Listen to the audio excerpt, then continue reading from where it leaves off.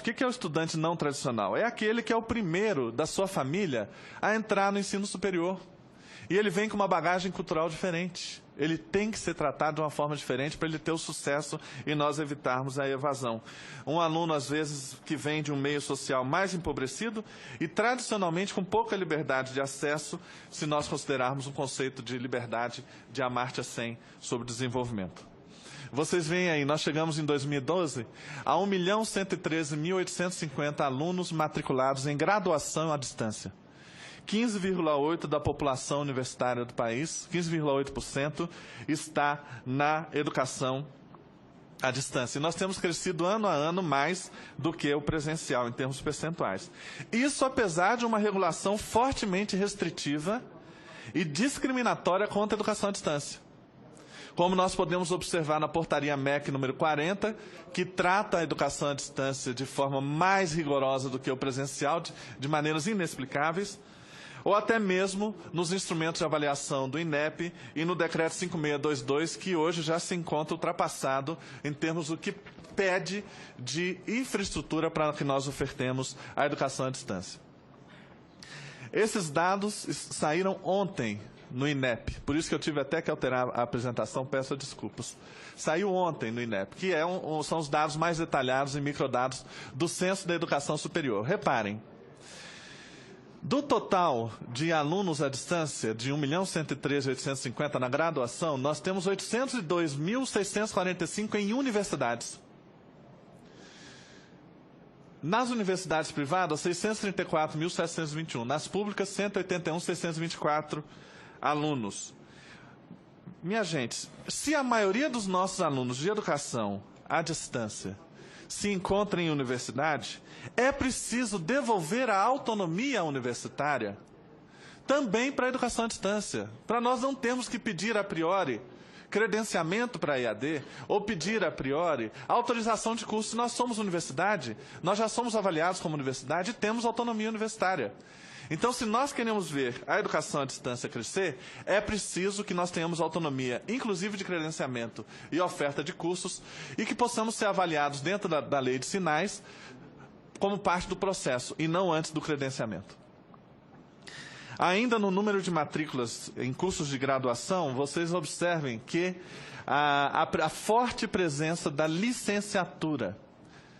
Então, do total de 1.113.850, nós temos 449.966 alunos de licenciatura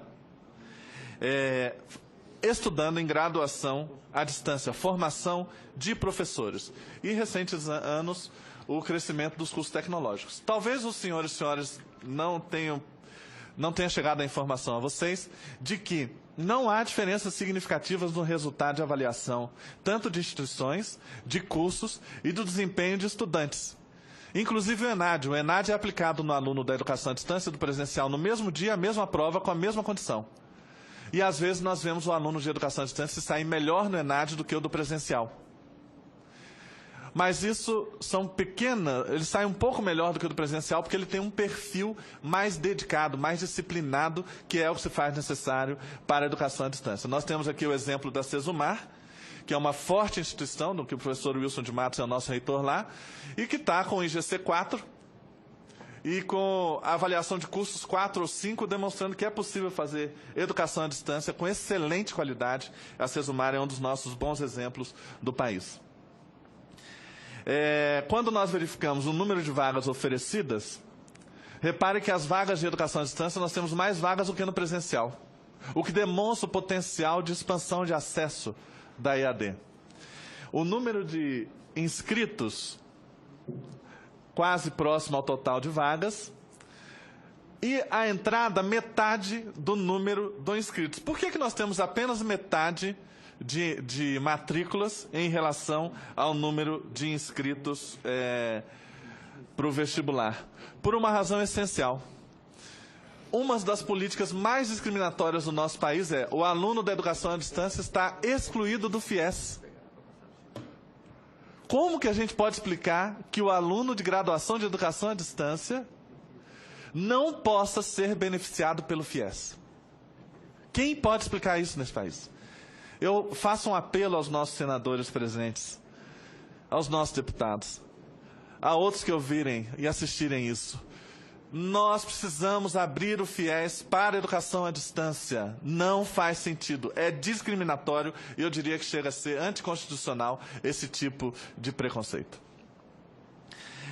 Do número de matrículas, reparem só. Formação de professores com aquele número que nós já falamos. O que significa que os nossos professores, que já chegamos a 40%, hoje, quase 33% do total de pessoas que estudam para ser professores no nosso país, estudam por meio da modalidade à distância. O que os nossos professores e os interessados em exercer a profissão docente já descobriram, e que talvez algumas autoridades nossas ainda não perceberam, é que a educação à distância forma e forma bem. Não tem a ver com a modalidade, tem a ver com a seriedade da instituição. Se é uma boa instituição, ele vai ter um curso, às vezes, mais difícil na educação à distância do que no presencial. E a EAD permite flexibilidade de tempo, flexibilidade de espaço, personalização das relações de ensino e aprendizagem, e ele, trabalhador, com família, consegue estudar e se preparar para ser um bom professor. Olha a importância das licenciaturas e a colaboração que a educação à distância dá para as licenciaturas do nosso país. Ressalto, o FIES não está disponível para cursos de graduação à distância. Nos ajudem a reverter essa situação.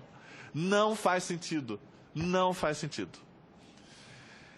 Meu tempo está acabando, mas a questão é que nós precisamos preparar o aluno, além do conteúdo da sua profissão, para as chamadas competências para o século XXI, competências para a vida, competências para que ele se torne permanentemente um aprendente, competência para o uso dos recursos digitais de forma criativa. E aqui eu convido vocês depois a entrarem na minha curadoria digital e conhecerem um pouco sobre essas questões. Vou ter que pular isso que é um pouco teórico, sobre a questão de como que a EAD colabora com a maior liberdade, e a liberdade é essencial para a educação e para o pensamento crítico. Isso aqui é um modelo de sala de aula que eu visitei recentemente nos Estados Unidos. Entende que é outra metodologia, é outro mundo que nós estamos entrando? Sala de aula, eu ando de metrô em São Paulo e eu tenho visto muita gente assistindo aula, participando de aula por meio de celular e de tablet. É um outro mundo que nós estamos. E aí eu convido aos senhores e senhoras, eu mantenho uma curadoria digital, gratuita, não se preocupe, sempre será. Se chama inovaçãoeducacional.com.br, onde você terá acesso, é só clicar no título, e você terá acesso às matérias na fonte daquilo que pode colaborar com a inovação da educação do nosso país. Muito obrigado pela paciência. Muito obrigado, professor Luciano. E eu gostaria também aqui de agradecer a presença do sempre assíduo senador Oswaldo Sobrinho, do PTB do Mato Grosso, um educador de longa data, comprometido não só no seu estado, mas também no Brasil com a educação. Muito obrigado, senador. Em seguida, passo a palavra ao senhor Wilson de Matos Silva, que é diretor nacional dos Centros Universitários e também reitor do Centro Universitário de Maringá, Cesumar. E informo também que a audiência tem cobertura da TV Senado, Agência Senado, do Jornal do Senado, da Rádio Senado e ainda pela internet no www.senado.gov.br/TV, canal 2. Bom dia a todos. Quero cumprimentar o senador Ciro Miranda, presidente dessa Comissão de Educação, o senador Álvaro Dias, também o nosso agradecimento aí pela oportunidade de estarmos aqui trocando um pouco de experiência com nossos colegas Edgar Flecha Ribeiro e Luciano Stlader sobre a educação nesse país. Eu vou trabalhar mais pontualmente em algumas questões bastante deficitárias da educação brasileira.